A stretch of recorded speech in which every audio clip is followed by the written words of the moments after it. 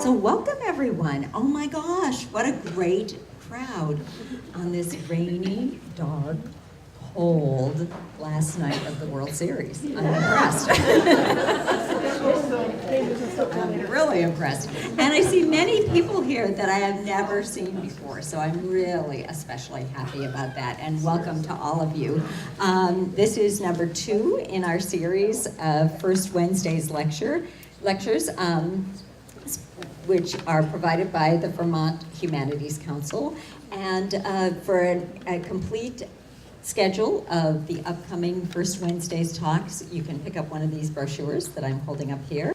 So before I introduce our speaker, I have to thank a lot of people. Our statewide underwriters, the Alma Gibbs Donikin Foundation, the National Life Group Foundation, and the Institute of Library and Museum Services through the Vermont Department of Libraries. And then our series, our Brattleboro series underwriter is the Union Institute and University.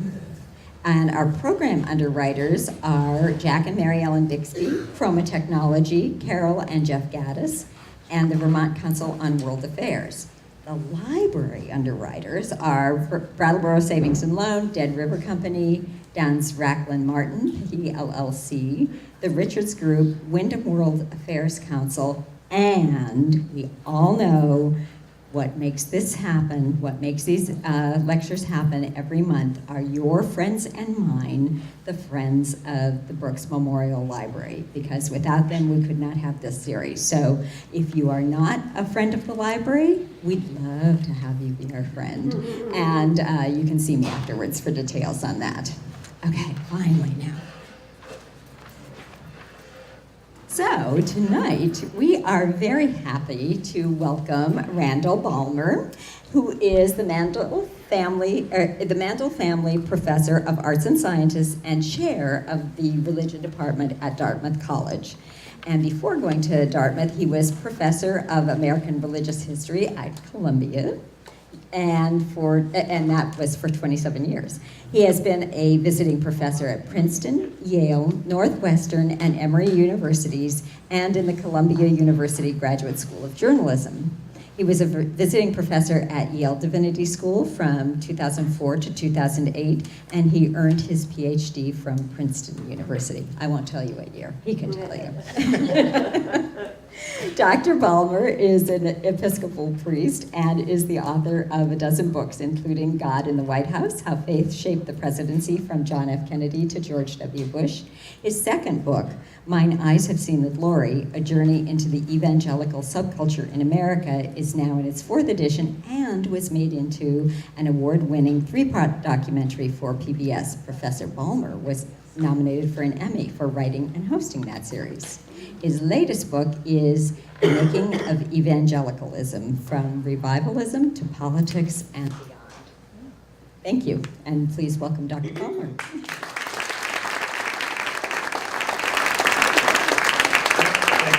Thank you, Star, and thank you everybody for coming out on a rainy night, World Series night. I'll try to get you out of here before the second inning at least, if I can do that. And I noticed as people were filing in, it was the front row, just like in church, the front row was the last row to be filled. But I hope everybody's comfortable and you have a seat as we talk about the Reformation, the 500th anniversary of which we celebrated last night. I hope you had a good celebration of the 500th anniversary of the Protestant Reformation. Historians like to sometimes to do mischievous things, kind of go off-roading. And one of the things we like to do is to propose counterfactual scenarios. So here's my scenario tonight. What if there had not been a thunderstorm on July 2nd, 1505 in Germany, as Martin Luther is walking across the field? He's frightened by the lightning and the thunder. And he makes a vow to St. Anne, the patron saint of miners. His father was a mine operator in Mansfeld, and promised to become a monk if St. Anne delivered him from the thunderstorm there in central Germany. How would the world be different if there had not been a thunderstorm that day, July 2nd, 1505? I'll leave it as a rhetorical question at this moment, and we'll maybe fill in some gaps. Martin Luther made good on his pledge. Within 2 weeks, he became a monk, an Augustinian monk, and began to, much to his father's chagrin, by the way. His father wanted him to become a lawyer so that Martin Luther could support his father in his old age by practicing law. But Martin Luther made good on his pledge. He became an Augustinian monk. And he was a monk of monks in many ways. He was a person who took it very seriously, took his vows very seriously, and he wanted to be the best monk he could be. He was tortured by his own inadequacies before God. He couldn't escape of his own sense of his own insouciance before God. That is to say, that he couldn't conjure the requisite piety and righteousness that he thought he needed to evince in order to go into heaven. So, what did he do? In the Catholic system of penance, he went to confession very often, so much so that one of his confessors finally said, Luther, go do something worthy of confessing before you come back. Do something worthy of confessing. Another confessor, however, pointed him in the direction of the New Testament, particularly Paul's letters to Romans and Galatians. And this became a turning point for Martin Luther. I want to kind of rehearse some of these details and then talk a little bit about the effects of the Protestant Reformation. Martin Luther became especially troubled about the whole system of penance in the Roman Catholic Church, particularly the sale of indulgences. Leo X, the Pope, wanted to raise money for the construction of St. Peter's in Rome. And so what he did was authorize indulgence sellers to go throughout Europe, but particularly in Luther's neighborhood in Germany, to effectively sell forgiveness of sins. This is part of the whole medieval Catholic understanding of the treasury of merit. That is to say, the quickest way to explain it is to say that there are some people on this earth who have accumulated far more merit than they need to get into heaven, right? Maybe some in this room. Saint Teresa, right, comes to mind as a recent example, whose good works have so far excelled any realistic requirement that they have extra merit that the Pope, as the head of the Roman Catholic Church, the vicar of Christ, the apostolic successor to St. Peter in Catholic understanding, has the power to dispense at will. And Leo X was smart enough to realize, he wasn't the first, but he certainly capitalized on it, capitalized being a pun. He was smart enough to realize that he could bring money into the Roman Catholic Church for the construction of St. Peter's by selling indulgences. So, together with local electors and archbishops, he arranged essentially to franchise, I want to use modern terminology so we understand it here, franchise individuals to go around the countryside selling indulgences, selling forgiveness of sins, right? And the franchisor, the local guy was a man named Johannes Tetzel. They would take a cut, the bishop would take a cut, the archbishop would take a cut, and then someone would go to Rome. Everybody had benefited from this, except of course the people who were shelling out money for forgiveness of sins. Well, Luther was scandalized by this. And he said, something's wrong about this. This whole system of what he characterized as medieval Catholic works righteousness. The idea that you have to accumulate enough merit in order to get into heaven. And how do you accumulate merit? Going on pilgrimages, attending the Mass, doing good works, giving alms to the poor, buying indulgences. And the hope was that at some point, your merits would outweigh your sins, and St. Peter would usher you into heaven. Now, I'm being simple about this because this was the understanding of the local people, the peasants, That is to say, it was not a sophisticated theological grasp of the whole doctrine or the sacrament of penance. And Luther came to see that this was wrong. So that was the occasion for the writing of the 95 Theses that, at least according to tradition, he posted on the cathedral door in Wittenberg, Germany, on October 31st, 1517. We don't know whether or not he actually did that, but it's a great story, so we'll stick with it. Okay? The 95 Theses were really debating points. That is to say, it was the custom in medieval universities, if you wanted to have a debate with somebody about a certain matter, you posted these theses as an invitation to debate so that people could quarrel with you or discuss with you these different ideas. In the case of Luther and the 95 Theses, no one came forward to debate him. But, and importantly, his 95 Theses began to circulate throughout the countryside, throughout Germany. Within a fortnight, within 2 weeks, there were printed copies of the 95 Theses circulating among the people, and they became very raged along with Luther about the whole practice of the buying and selling of indulgences. So, what happens? 1520, I'm going to have to consult my notes. I'm really a historian of religion in North America. It's been a long time since I've talked about the Reformation. I'm worried I'm coming off a little bit too strong here. Is that? The base is always too heavy for you. Okay, all right. I'm fine with it if everybody else is. Okay. All right. So then in 1520, or 1517, he posts the 95 Theses, and then the Pope issues a papal bull, Protestant jokes notwithstanding. A papal bull is a declaration, and he calls upon Martin Luther to repent, to rescind his ideas. Luther, in the meantime, had written 3 treatises, a remarkable output of theological work.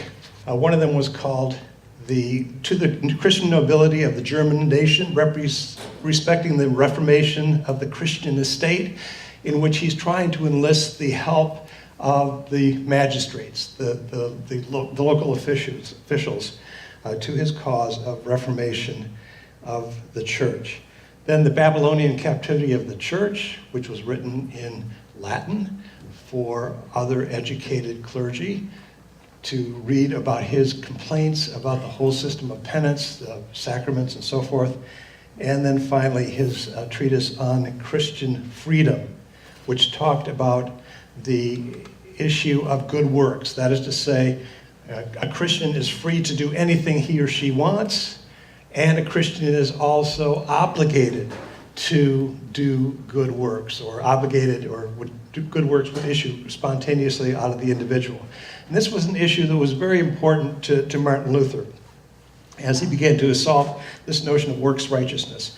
He would read verses like Romans 1:16 about grace and not works, Ephesians 2:8 and 9. By grace you are saved through faith, not of works, lest anyone should boast. And that for him was the turning point. That was the key. That was the kernel of the gospel. That is what rescued him in his rediscovery of the gospel from what he understood as the burdens of medieval Catholicism and works righteousness. So a Christian is free to do whatever he or she wants, according to the scriptures, Luther said. And yet, good works would issue spontaneously out of the life of the believer.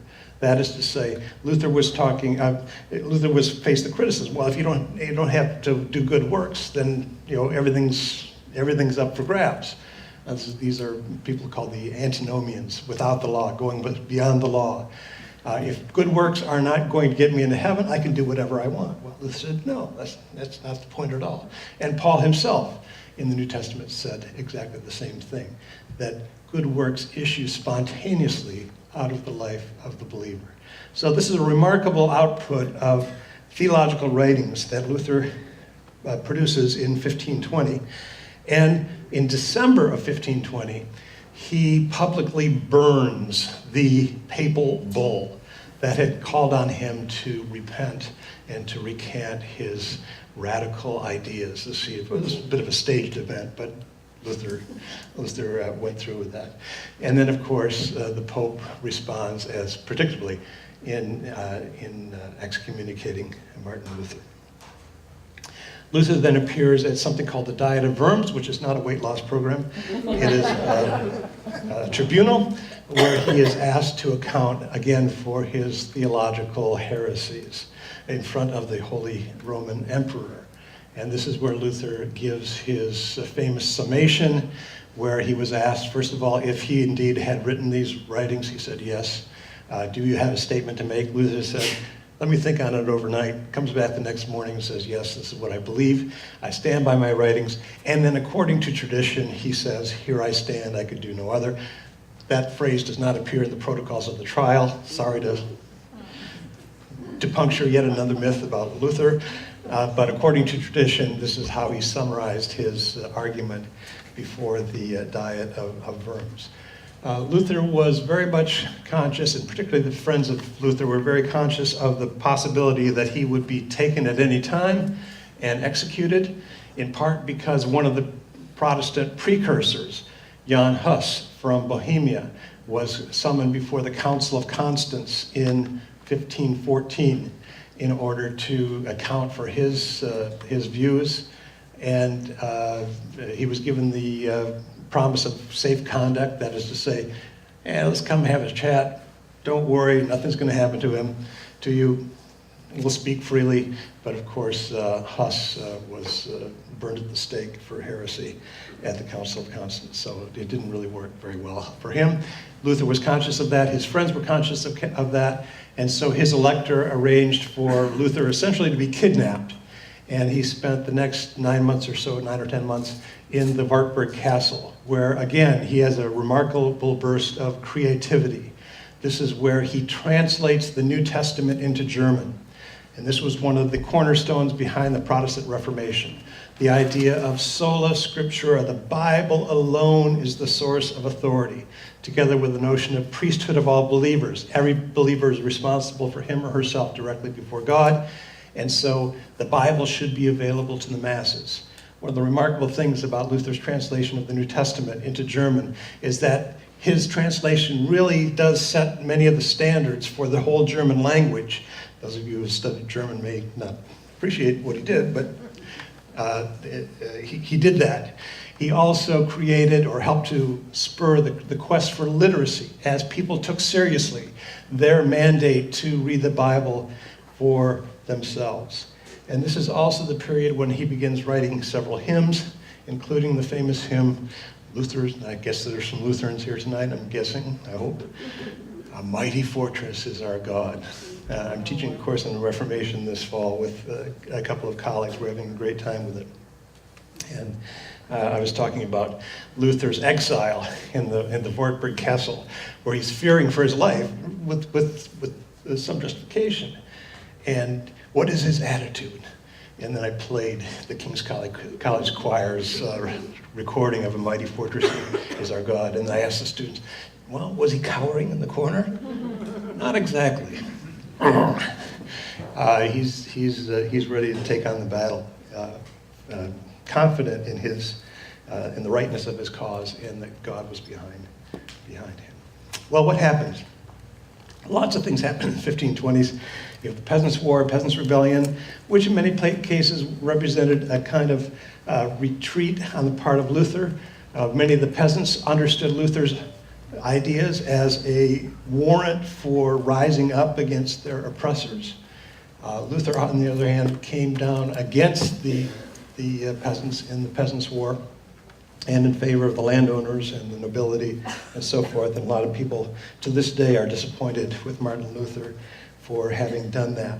But in 1529, there's another gathering of folks. This is among Protestants in Marburg to discuss the sacraments, particularly the Eucharist.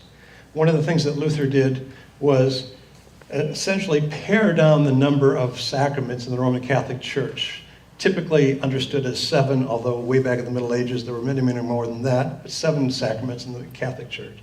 And Luther wanted to keep only 2, perhaps 3. That is baptism, the Eucharist, and he had a lingering fondness for the sacrament of penance. And he comes together with other Protestant leaders at Marburg and try to come to an understanding about the whole idea of the Eucharist or Holy Communion. The Catholic doctrine in the Middle Ages was something called transubstantiation. That is the doctrine that in the course of the saying of the Mass, the bread and wine of Holy Communion actually becomes the body and blood of Christ, so that the believer, the communicant, takes into himself or herself Christ himself. Luther wasn't so sure about this, but he wasn't a radical either. That is to say, Luther's position was that the substance of Christ was in, with, and under the bread and the wine of Holy Communion, that there was a kind of sacramental, mysterious union between Christ and the elements. Other Protestants went in a different direction, particularly Ulrich Zwingli, who was the person who was contesting with Luther at the colloquy of Marburg in 1529. And Zwingli argued that when Jesus said, "This is my body," what he really meant is, this signifies my body. This is known in American religion as the memorialist approach to the Lord's Supper. And if somebody will remind me, I'll come back to that and how this plays out in contemporary American life. If I forget to do that, please remind me. So the two sides, Luther holding to a higher view of the sacrament, that is, there's something going on here, even though he was reluctant to define exactly what it was. And Zwingli saying, this merely is a mnemonic exercise. That is to say, this reminds us of the birth, of the life, and particularly the death of Christ. Very different understandings of the Holy Eucharist or Holy Communion. And Luther at one point says emphatically, "This is my body." Quoting Jesus, of course, from the Last Supper, when Jesus says to his disciples, "This is my body, this is my blood. Take and eat." Luther wanted to hold on to that, and the Marburg colloquy ended in disagreement between these two sides. A disagreement that I argue really manifests itself in the various expressions of American Protestantism, even today here in North America. Well, there's another gathering that is, I think, a defining moment. And this happens in April of 1541 in the city of Regensburg. The circumstances were that the Holy Roman Emperor, Charles V, wanted very much to reunite Christendom. He was dealing with the Muslims in the East, and he wanted to reunite the Christian factions in the West, Protestant and Catholic. And so there's this gathering in Regensburg in April of 1541. The Protestants are represented by Martin Butzer, by Johannes Grapper, and by Philip Melanchthon, who was Luther's lieutenant. And the Catholics were represented by Cardinal Gasparo Cajetan. And they were trying to work out theological differences between the two in an effort to reunite Christianity in the West. The first issue on the agenda was Luther's notion from the New Testament of justification by grace through faith, the cornerstone doctrine of the Protestant Reformation. Justification by faith, not through good works. Not through good works. And to everybody's surprise, they agreed. Protestants and Catholics agreed on the doctrine of justification by faith. Then came the sacraments.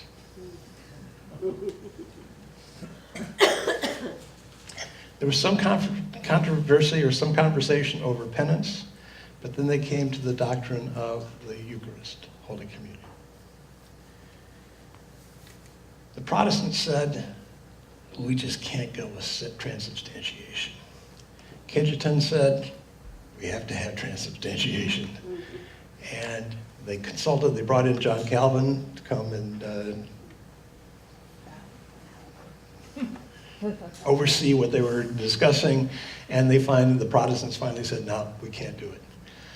We can't agree on the doctrine of the Eucharist, the real presence of Christ in the Eucharist.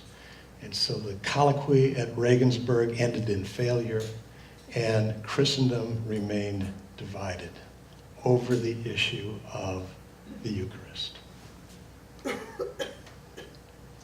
Another counterfactual moment, perhaps. What would have happened had they come back together in Regensburg? I'm not sure it would have happened. So, meanwhile, back in England, other things are going on. Henry VIII. Why does that name always evoke laughter? Henry VIII was married to his brother's widow. Leviticus says that's not a good thing. And so Henry had to appeal to the Pope, Julius II, for a special dispensation to marry his brother's widow, who was Catherine of Aragon. Okay? Henry takes the throne in 1509. He and Catherine are unable to produce a male heir.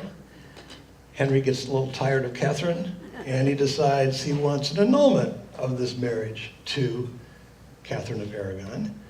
So he appeals to the Pope for an annulment on the basis that he should not have married his brother's wife.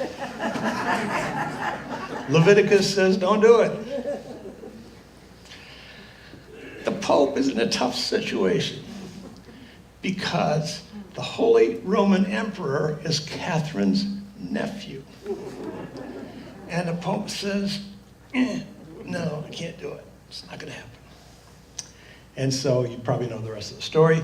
Henry goes to his theologians and eventually to Parliament and secures the Act of Supremacy in 1534 that declares Henry the supreme head of the Church of England. There's a great irony in this because Henry was no fan of the Protestant Reformation. In fact, in 1519, after the 95 Theses, Henry had written a theological treatise defending the church, defending the sacraments against Martin Luther. And the Pope, in gratitude, had bestowed upon Henry the title Defender of the Faith. And this is a title, by the way, that has descended through the years to the monarchs. So Elizabeth II has among her many titles Defender of the Faith that she inherited from Henry VIII for arguing against Protestantism. 1534, however, Henry's the supreme head of the church. And he goes about kind of reforming the church along Protestant lines. His heart isn't in it, but he wants the money. And he goes about this whole campaign to dissolve the monasteries in England so that the money from the monasteries, the land and so forth, can come into the royal coffers. So the Church of England moves in a direction toward Protestantism under Henry VIII. Pardon me.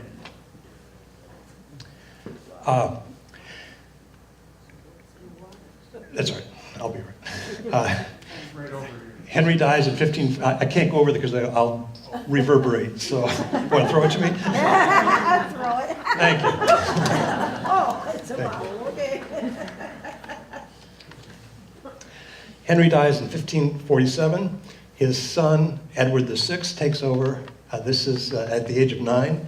So this is a time of rule by regents, and this is when the church in England, under the influence of people like Thomas Cranmer, Nicholas Ridley, and Hugh Latimer, go in a much more Protestant direction, to the extent of tearing down altar rails, doing away with stained glass windows. It's a terrible time in many ways for historians at least, for what's happening in England during Edward VI's reign.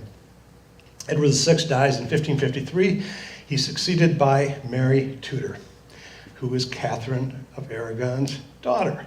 And you can guess her religious proclivities. She wants to restore the kingdom in England back to the Roman Catholic Church. Pardon me. So she goes about this campaign of purging England of Protestants, in effect. So Nicholas Ridley, Thomas Latimer, Cranmer, Hugh Latimer, John Rogers, and other very prominent Protestant reformers, and many other Protestants lose their lives, being burned at the stake during Bloody Mary's reign, as she's known, Bloody Mary. She was named after the drink, by the way. What's important for this period in English history is that many Protestants flee England because of the religious persecution. And where do they go? They go to Europe, and they go to cities that are in the throes of reform. Places like Strasbourg, Frankfurt, Geneva, where John Calvin is active. And they imbibe there a taste for reform. It's one of the most important periods in English church history, because they're off on the continent, they're seeing how the Reformation is playing out in these cities. And in 1558, after Mary dies, they come back to England, and they want to reform the church in England according to the standards that they had witnessed on the continent. Whenever I teach the Puritanism or the Reformation, I tell students that the term Marian exile is going to appear on the exam. Some of them still don't believe it. Yes, it's going to be there. It's such an important moment because they come back from the continent. They want to reform the Church of England along the lines of Protestantism, in many cases a very radical Protestantism. Elizabeth I, however, who succeeds Mary, is having none of it.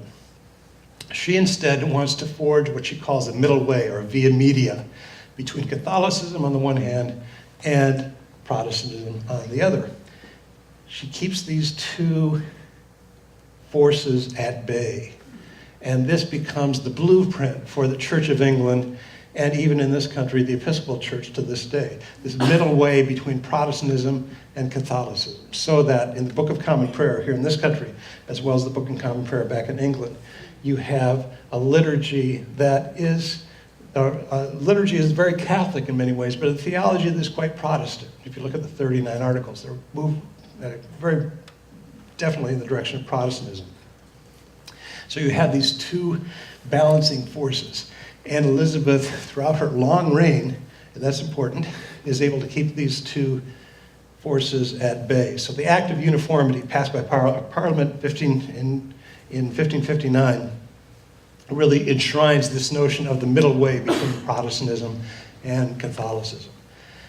After Elizabeth dies in 1603, she has no heir, and so the English looked north to Scotland and persuade James VI of Scotland to come down and become James I of Great Britain. So this is the beginning of the Stuart monarchy, the end of the Tudor monarchy.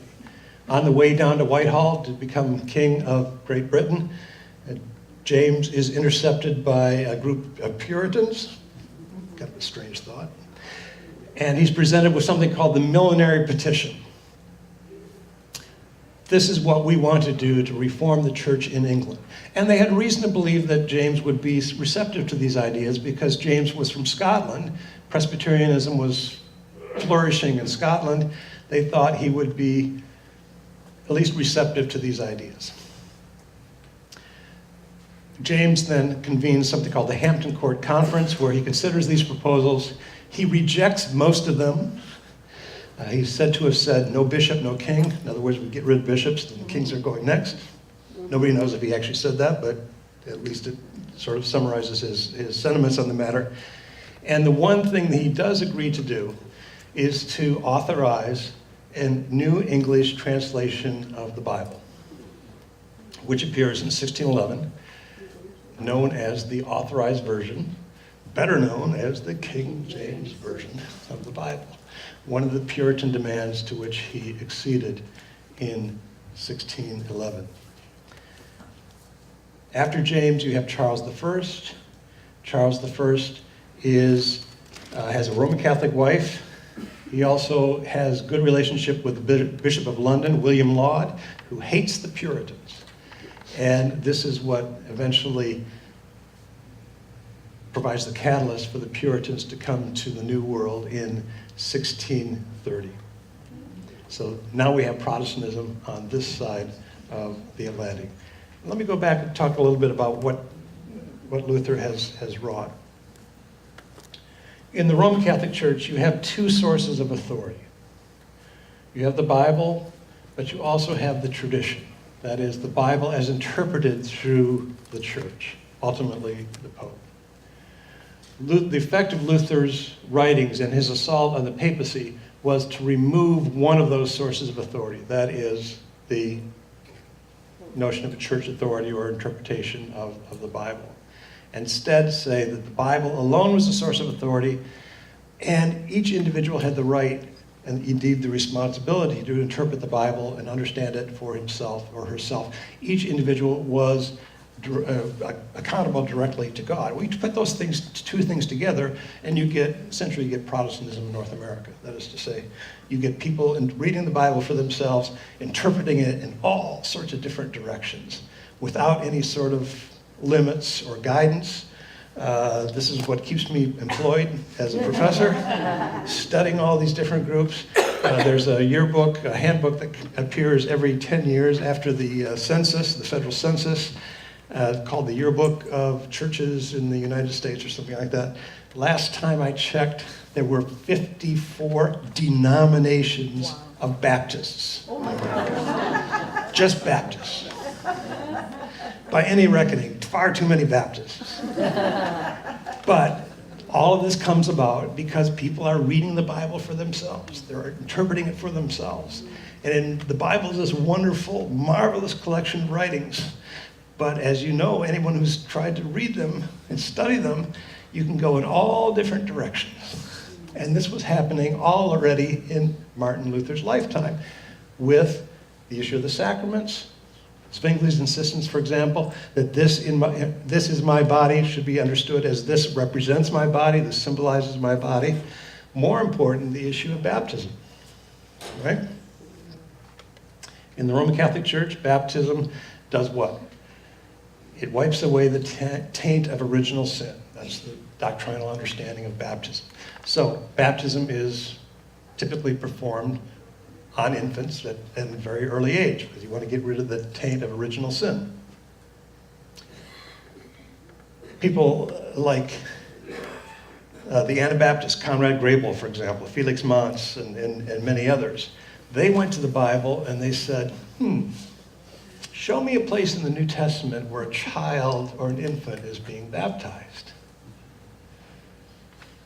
Well, you can make an argument that the incident in the Acts of the Apostles, when Paul and Silas are in jail and there's an earthquake or some sort of disturbance and the jail doors are sprung open, they refuse to leave the jail. The jailer comes to the jail, relieved that his prisoners are still there, and begins to learn about this new faith. And according to the Acts of the Apostles, he and his household are baptized. So who knows how small these children were who were baptized. So maybe that was a reference to infant or child baptism. But the Baptists, the Anabaptists, refused to believe that because it was not in the Bible. There was no reference. There was no precedent for it in the Bible. And so they said, no, we're not going to go with that. And we refuse to believe in infant baptism. We insist on adult or believer's baptism, which, of course, in Europe in the 16th century meant that people who were inclined in that direction were baptized as adults, meaning they were baptized a second time. The whole term Anabaptist means second baptism, or being baptized again. And that was against the law in most places. And the punishment typically was a third baptism, which was drowning. The most famous Anabaptist martyr probably was Felix Manz, who was drowned in Lake Zurich at the orders of the Zurich City Council for being baptized a second time according to his understanding of the New Testament and his understanding of the faith. The point is that Luther unleashed all sorts of mischief, if you like order.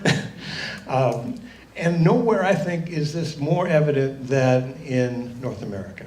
What I call this Protestant splintering is just evident everywhere. And you just look down Main Street, look at the number of churches along Main Street, each of which has a slightly different understanding of how the faith should be played out. Well, where do I want to go here? What happens, I'm going to follow out the Puritans here just for a minute and then talk more generally about what happened. So the Puritans come to the New World in the 1630s to establish their city on a hill. And part of the idea was that they wanted to show England and Europe how to do it. This is the movement that really came out of the Marian exile. That is to say, this came out of this impatience to bring about reform in the Church of England along Protestant lines. So Puritanism emerges during the Elizabethan age when the Puritans are trying to purify the church of all vestiges of Roman Catholicism. They fail in England. A small band of them comes to New England in the 1630s to establish their city on a hill in Massachusetts, in Massachusetts Bay Colony. And then what happens? 1640, back in England, the Puritans back there take matters into their own hands.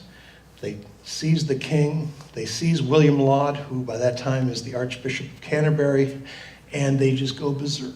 They eventually kill Laud in 1645, and they kill the king. They commit regicide in 1649.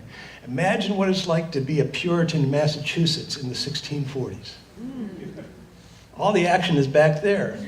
We came here to build the city on a hill, to show the rest of the world how to do it. And they're not paying attention. And in fact, during the 1640s, there is a reverse migration. Many of the Puritans go back to England. That's where the action is, right? We're about to kill the king. Let's be part of it. So the Puritans here in the New World try to understand what they're doing, try to understand their mission. There's a great crisis of faith, crisis of confidence.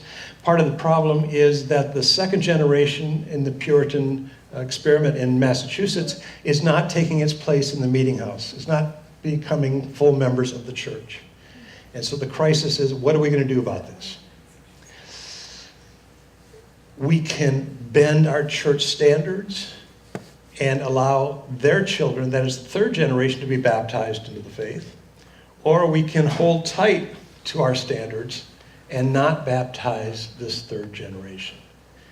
And I want to say this in the context of an observation that it's very difficult to pass the faith from one generation to another. I don't need to tell you folks that. You know that. Yeah.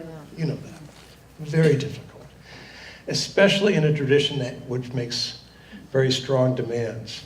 And in a tradition that requires, as a condition for church membership, that you stand in front of the congregation and give an account of your faith.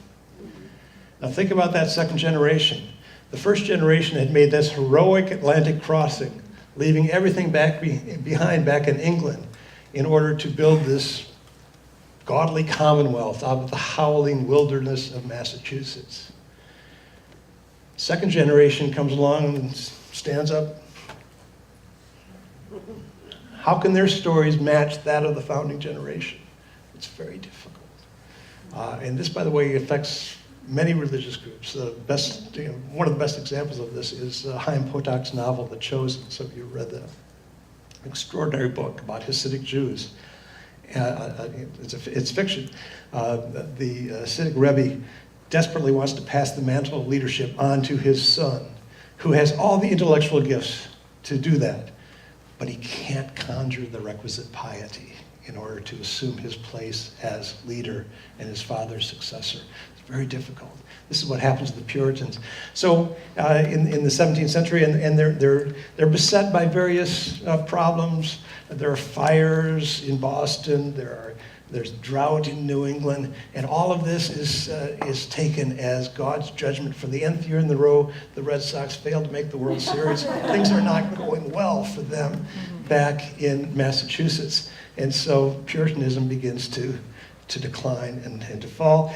And really, the coup de grace in many ways was in 1805, the Hollis Professorship of Divinity at Harvard Divinity School. The school that was begun by the Puritans in order to perpetuate their faith was given, it was vacant, and the appointment was given to a Unitarian, David Ware, in 1805. And for many Puritans, that was kind of the end of the Puritan experiment. And the beginnings of Unitarianism, but that's another story that I don't have time to tell. So, Protestant Reformation 500 years later, what difference has it made? I'm going to talk about three things very quickly. Art, music, and liturgy. Art. What the Protestant Reformation does is move the locus of piety out of the churches and into the home. If you look at medieval art, and I'm sure you have these portrayals of the Holy Family or whatever it might be, and it's surrounded by Gothic architecture. It's kind of odd, but that was one of the prototypes for medieval representations of holiness. The church was the locus of piety. If you look at post-Reformation art, and I'm not an art historian, but I've seen enough to be able to notice this, you see the family gathered around a table with the husband and the father reading from the scriptures, or leading the family in prayer. This is the new locus of piety, is the home, rather than the church. It's part of the whole priesthood of believers that Martin Luther urged on his followers during the Protestant Reformation. Music. One of the people I'm co-teaching this course with is a musician, and he keeps emphasizing three things happen in the Protestant Reformation. Music, there's more of it. It's in the vernacular, so people can understand what's being sung.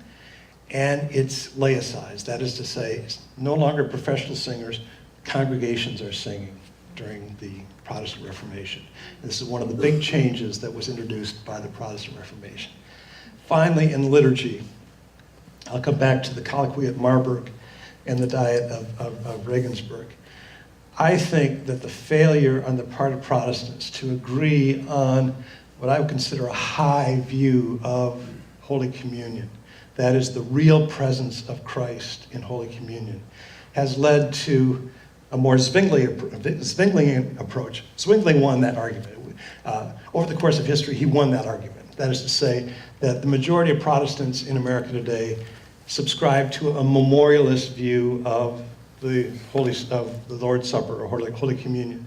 That is, the bread and the wine actually remind us of Christ rather than provide grace directly to the believer.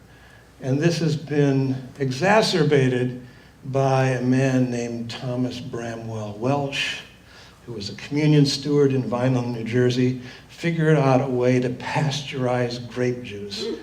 Why he would want to pasteurize grape juice so it wouldn't ferment, I don't know, but he did. And so in many Protestant churches, you will have these little thimble-sized communion cups of grape juice. Frederick Buechner, a fellow Vermonter over on the other side of the state, says, I'm going to not get the quote quite right, grape juice is a bland and pleasant drink, especially on a warm summer afternoon, mixed half and half with ginger ale. As symbols go, it's a perfectly ghastly symbol. A couple of anecdotes about this. As somebody who studies religion in North America, I travel a good bit and visit various places. Willow Creek Community Church in the northwest suburbs of Chicago, one of the biggest mega churches, best known mega churches in America. According to a friend of mine, at least for a time, they were offering communion in the foyer or the narthex of the church in these little grape juice in these little thimble-sized cups with a foil pouch and a wafer, so you could peel off the first layer of foil and get the wafer. Second layer. I'm not making this up. Right? Somebody's making money. But they were offering it to worship. I don't know how to call it. Worship, I guess, or congregant. Yeah, they are. I think of them as the audience, but anyway. On their way out of the auditorium, on the way to the parking lot. So, grab it, throw it away. Grab and go. And grab and go, yeah. On the way to the parking lot. About, I guess, 5 or 6 years ago now, when I was under the misguided notion that I was going to write a book about Sarah Palin's faith. Short story? One page. With some editing, I thought I could get it done. Anyway, I went up to her church in Wasilla, Alaska. And I happened upon Communion Sunday. And it was taking place in a gymnasium, which is somewhat typical for groups like this. And at the end of the sermon, the pastor invited the congregation to file up to several tables, round tables, situated in the gymnasium. And there the deacons supplied the little thimble-sized things of grape juice. And the deacons' wives pulled off pieces of bread for the communicants. The deacons' wives were wearing the plastic disposable gloves you see in fast food restaurants. How creepy. The body and blood of Christ. So what am I saying here? What I think has happened with the Protestant rejection, overwhelmingly, the rejection of the real presence in the sacraments, is that it has set Protestantism in the direction of rationalism. That is, rejecting the mystery of the Eucharist has led them, combined with the Enlightenment rationalism of the late 18th century, led them toward a very rationalistic faith that manifests itself in different ways. Among more mainline, more liberal Protestant groups, it manifests itself in a willingness to explain away all of the miracles of the New Testament, right? The Annunciation, the miracles, the healing of the sick, the making the blind to see, the resurrection. You've got to explain that away somehow because it defies rational explanation, so you have to find a way to try to explain it. Among evangelicals, among more conservative folks, it manifests itself in an emphasis on the sermon, but also on apologetic defenses of the faith. Now, I went to an evangelical seminary. I have a long history. I'm happy to talk about that later if you want me to, but I don't have time to get into it at this moment. These courses are at the center of the curriculum.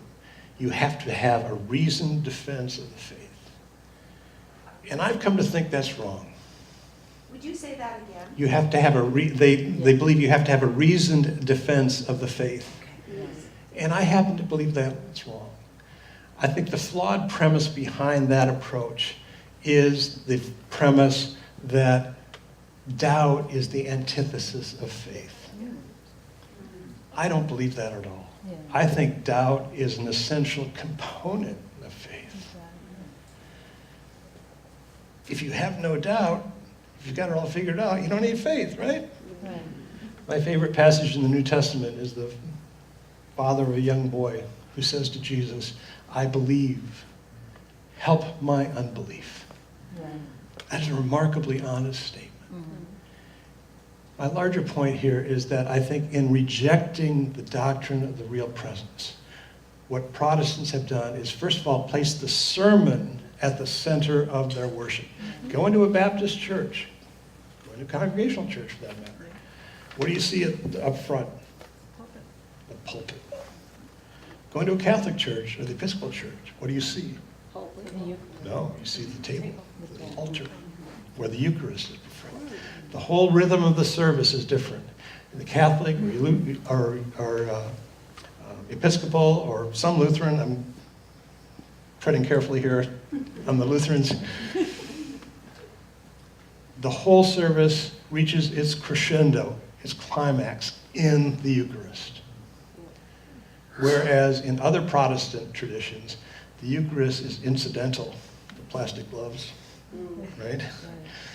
The center of the service, of the liturgy, of the ritual is the sermon, which is quite rational in most cases. And I think something is lost. So where do Protestants stand today? All of the indices are not hopeful. I don't need to tell you, those of you who go to church, most Protestant churches have an aging population. The numbers are down, the giving is down, the membership is down. Ever since the mid-60s is when the slide began. So I think Protestants need to recover a sense of being countercultural. We stand against the culture. And I think the way you begin, or the way I begin, is by standing for a high view of the Eucharist, Holy Communion, that does not submit to rationalistic explanation. The way I like to say it is that I refuse to allow the canons of Enlightenment rationalism be the final arbiter of truth. I elect to live in an enchanted universe where there are forces at play that I can't begin to understand, much less explain. And I wouldn't live anywhere else. Part of the countercultural moment is going to church itself. I don't need to tell you, here in New England, we live in the two least religious states in the country, New Hampshire and Vermont. Going to church is countercultural. Standing with the poor, as Jesus asked us to do, is countercultural. That, I think, is the future, if there is one, for Protestantism in North America, 500 years after Martin Luther and the 95 Theses. Thank you.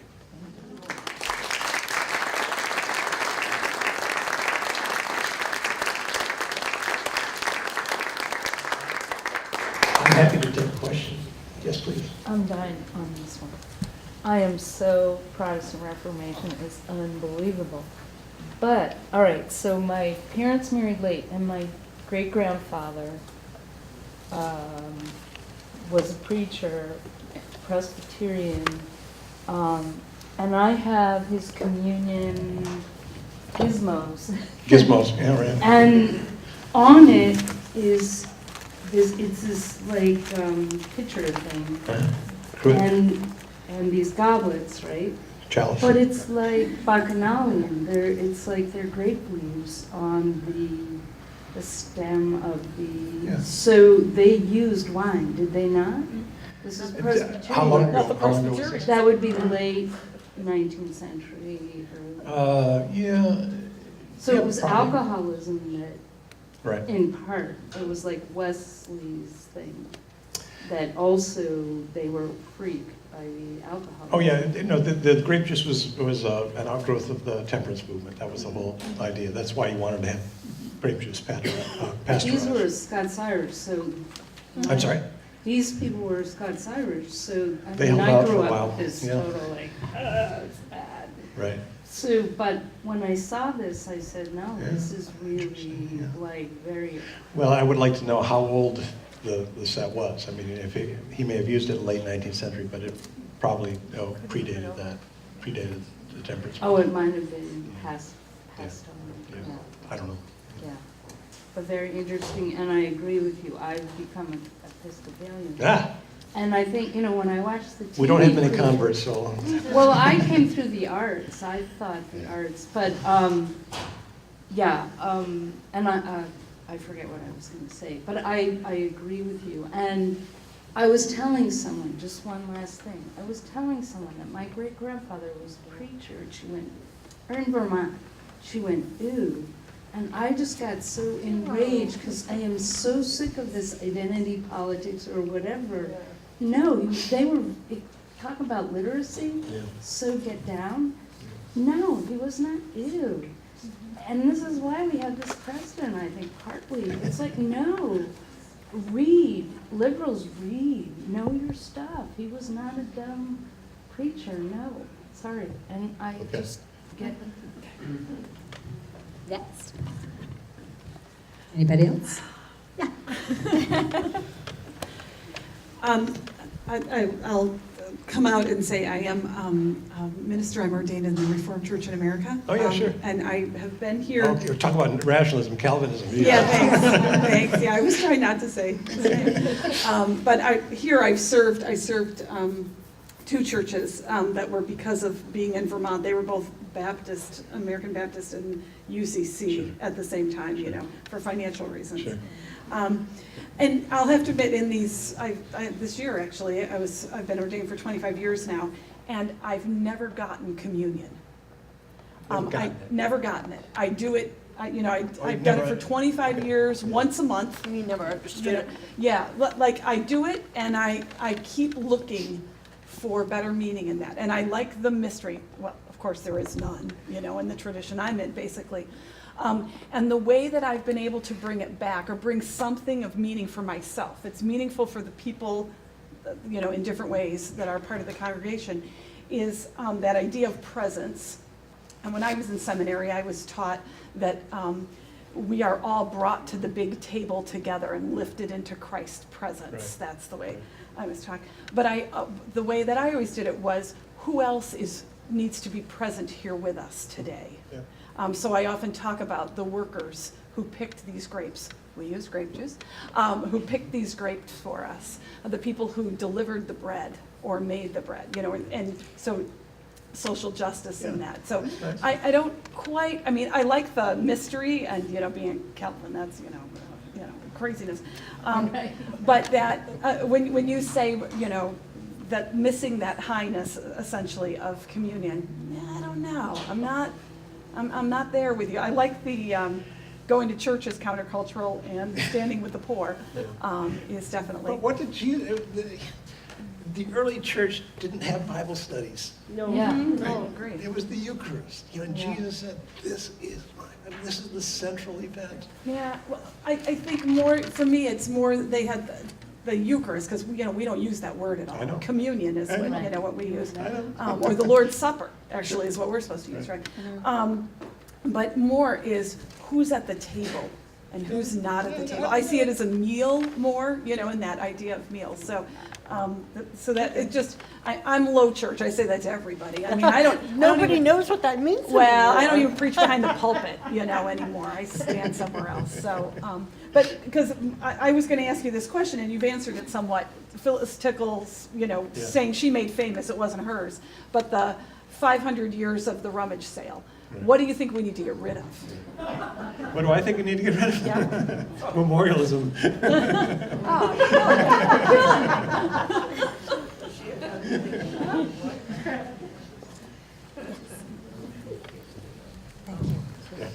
I wanted to go back, if I could, I wanted to ask you to go back to your point about the priesthood of all believers. And you made the comment, all men and women.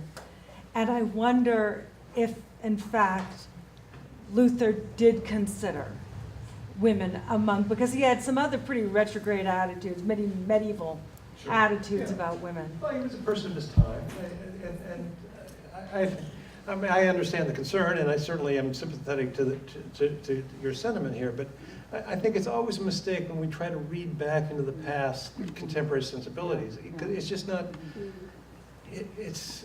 Well, it wasn't so much the contemporary sensibility, just I wondered whether you had any insight into whether he did do that. What I can say is that he had a very companionate marriage to Catherine von Bora. You know, he did talk about how marriage was so wonderful and that he listed the things she did for him to make life wonderful. But, you know, that would have been, I'm not excusing it, but that would have been That's just a normal the- continuation. yeah, that was the cultural moment, and you know, it's really, it distorts much too much to try to read contemporary sensibilities back into the past. Was he a chauvinist by today's standard? Of course he was. Yeah, he was patriarchal, but everybody else was too. Can you talk at all about the rise of capitalism? I mean, the Oh. rise of Protestantism Yeah. to allow capitalism Yeah. to Yeah. take over. Rise of Protestant. Oh yeah, sure. Yeah. Well, I really didn't get into Calvin, but let's do it quick. Can you do it quickly? What Calvin does, and Calvin is in many ways the ultimate rationalist, certainly in the Protestant era and the Reformation era. He was trained as a lawyer, and Luther has certain ideas, but Luther was kind of all over the place. That's why I love him. He's kind of visceral in many ways. But Calvin comes along, he systematizes Reformation principles, and in the very beliefs that Luther saw as foundational, Calvin comes and works them all out. I mean, the Institutes for the Christian Religion, you know, every question you could possibly imagine. That's the beauty of Calvinism, which is why rationalists love Calvinists, by the way.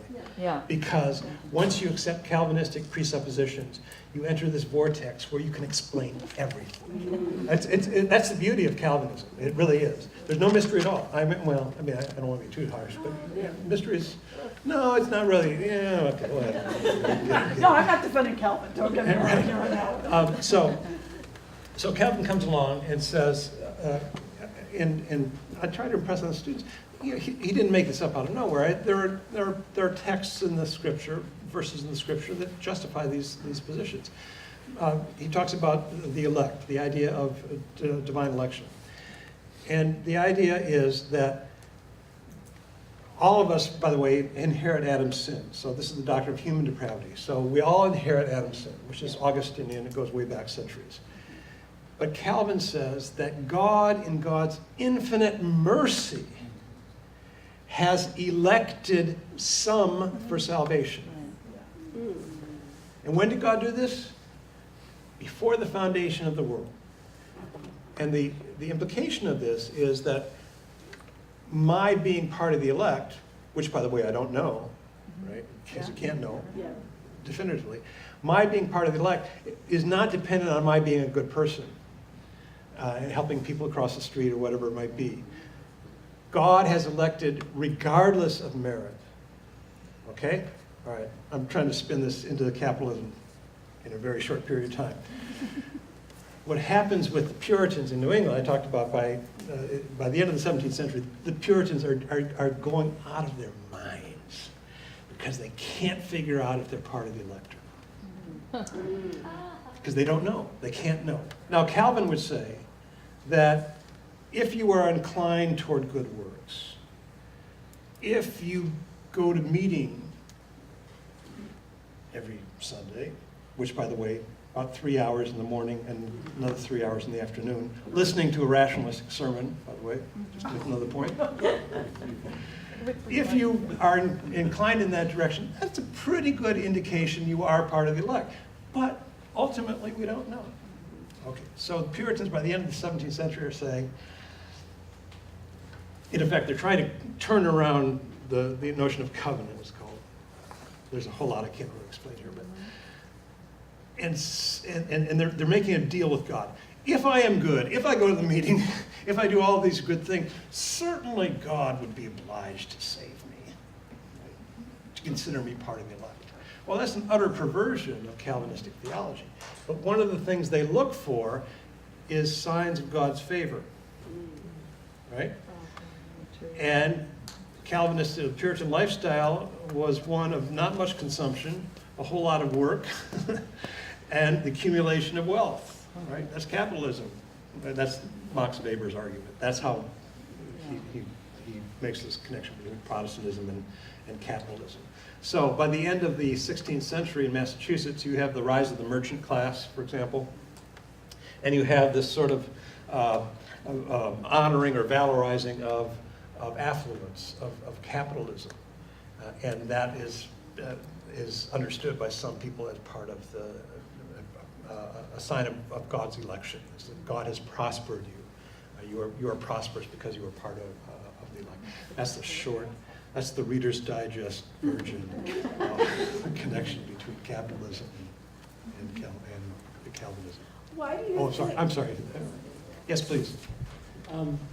Yes, well, I think Gina just anticipated my question, which was along the same lines. In other words, I've thought of Protestantism coming along, well, just as serendipitous was the lightning storm, I'm thinking also was the fact that Luther was not burned at the stake like Jan Hus, or many, many other attempts at reform or heresy, whatever you want to call it. And it seems to me that an idea arises and takes hold when the society is ready for it or looking for it. So the fact that Luther was protected by rich, wealthy, powerful princes, and I think it does coincide with the rise of the merchant class and capitalism, and you know that's really a key part. In fact, I was thinking when you talked about art, maybe it's also not just that piety moved from the church to the household, it's that all the patrons of the art before was the rich church, and suddenly the patrons of the art are the rich Hanseatic League and people who want portraits of their family and household instead and can pay for it. Sure. So it Sure. just seems that that's... Yeah, that's right. And you know, I should make it clear, as I'm sure many of you know, Luther didn't come out of nowhere. I mean, there were precursors to John Wycliffe in England and the whole Lollard movement, emphasizing preaching and also having a very low view of the sacraments, by the way, which got Wycliffe into trouble. Jan Hus, as I mentioned earlier, was very much a proto-Lutheran, and Luther himself looked at him as a precursor. Somebody, you want to shout it out quickly? Abolitionism? Oh my goodness. I'll try to do that quickly. Try to connect it what I already said. All right, Henry Ware in 1805 as the Hollis Professor of Divinity at Harvard. And then you have, about the same time, something called the Second Great Awakening, which is this massive revival that takes place in the decades surrounding the turn of the 19th century in New England, emanating out of Yale College, in the Cumberland Valley of Kentucky, which is the camp meeting revivals with a great deal of enthusiasm. And then finally, the third theater is up in upstate New York under Charles Grandison Finney. And this is where you have the social reform movements that come out of that, including temperance, by the way. We think of temperance today as this overweening sort of paternalistic movement. But in the 19th century, temperance was directed toward real social problems associated with too much alcohol consumption, particularly on the frontier, social child abuse, spousal abuse, and so forth. But in that package of social reforms comes abolitionism. Also comes, by the way, a criticism of capitalism. Charles Grandison Finney, an evangelical, by any measure, the most important evangelical of the 19th century, Charles Grandison Finney has blistering attacks on capitalism. He says the Christian businessman is an oxymoron because it necessarily elevates avarice over altruism. That's my characterization, not his words. But he is very, very stout on his criticism of capitalism. And also, this evangelical movement is very much in favor of women's equality, something that's been lost among contemporary evangelicals. I'm sorry for that interruption. Somebody else. Yeah. Please. The whole thing is that Martin really didn't want to start a whole new religion. He just wanted to get the Catholics to kind of lighten up on some of these things. He more or less wanted them to, you know, to get more to salvation and that. So he really didn't want to start another religion. He considered himself a true son of the church. Yes, and so here it is. Yeah, and he thought, I don't know how sincere he was, but he wrote that he believed that if the Pope was simply made aware of some of these abuses, that these reforms would be made and everything would be We'd all be happy. Catholic now instead. We all be Catholic instead, right? That's right. This is a big deal because it has been coming in the consciousness of people the 500-year celebration of the Reformation. So there's been a lot of stuff written about it in articles and magazines and books and everything. That's why we're here. Yeah. Yeah, I mean, I have not read them all.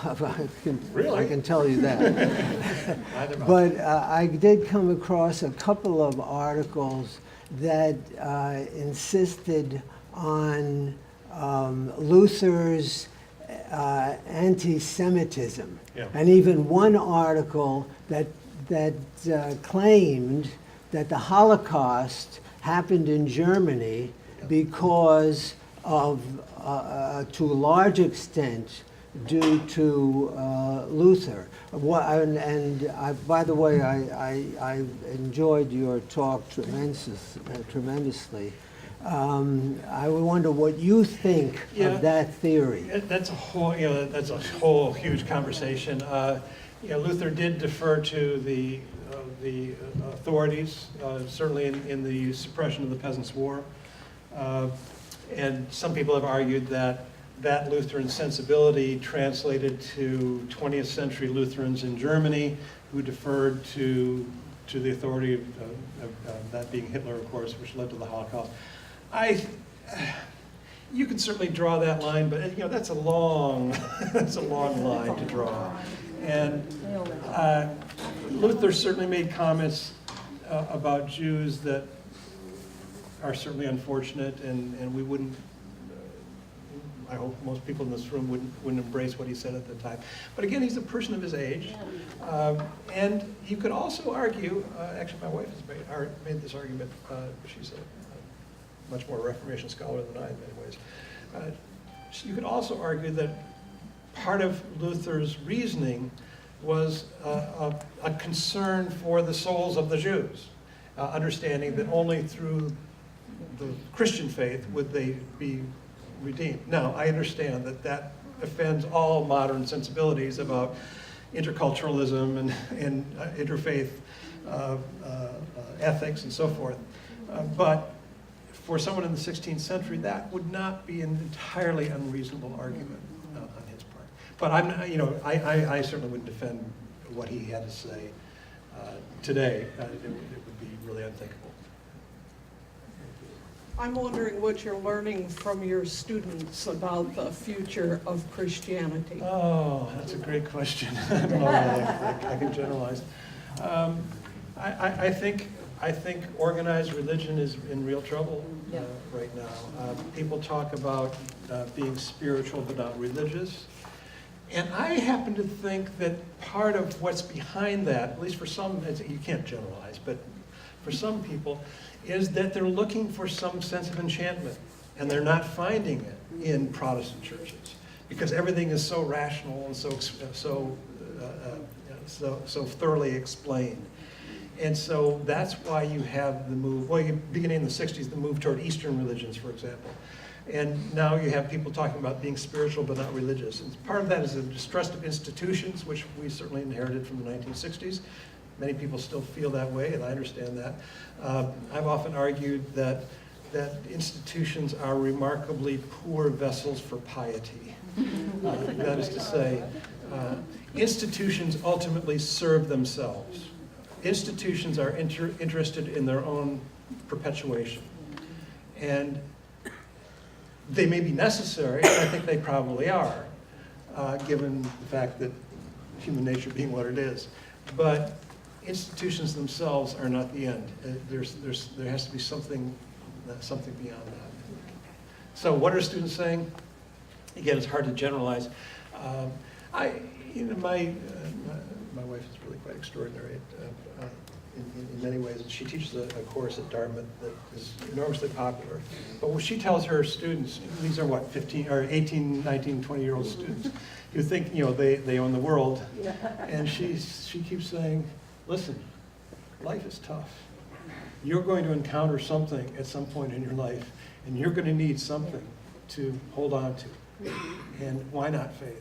Why not hold on to something like this? And I'm sure most of them just kind of dismiss it, but a few get the message. Oh, in the back. Shout out, may I just shout out from up here, if people can hear me? Thank you very much, by the way. I actually live up in Randolph, so I didn't need to drive back, and I'm a Dodgers fan, so. I really appreciate it. Well, I've been preaching in Randolph the last few Sundays, actually. Really? Yeah, What church? at St. James. Okay, that's a fabulous little church. So I worked at UC Bethany as a youth, I wouldn't say I was a youth pastor, but we had 40 or 50 kids coming every Friday night to Bethany Church on Main Street for a youth group. Oh, yeah, right, sure. So what I want to ask you about was, without apology, I consider myself an evangelical, but a liberal evangelical, so I feel a very small minority of us in New England. I would give one example of a church growing near Dartmouth campus, Christ Redeemer Church, which some Dartmouth students visit, and the Timothy Keller churches in New York City, which are maybe the only ones growing with youth people as well. My son attends one in New York City. So I was just wondering what you think, because I would have put myself in more of alignment with like Martin Luther King Jr., Jimmy Carter, those kinds of evangelicals, who might say the following: the sermon is important, the communion is still important, maybe not because it's the actual body of Christ, but the mystery of it, because of what it signifies. And when you take communion in those churches, which by the way, it's every week, and it is important to the gathering of the people, is that don't take it lightly. It's not, you can pass by. If you are not in repentance with someone else, if you've done something wrong, or it's not that you're not saved because you believe in the saving faith of Jesus Christ, but you don't pass the communion by if you're not in good stead with your fellow man or woman over something. I don't know how that flows with what you said. Sure. No, I love Jimmy Carter.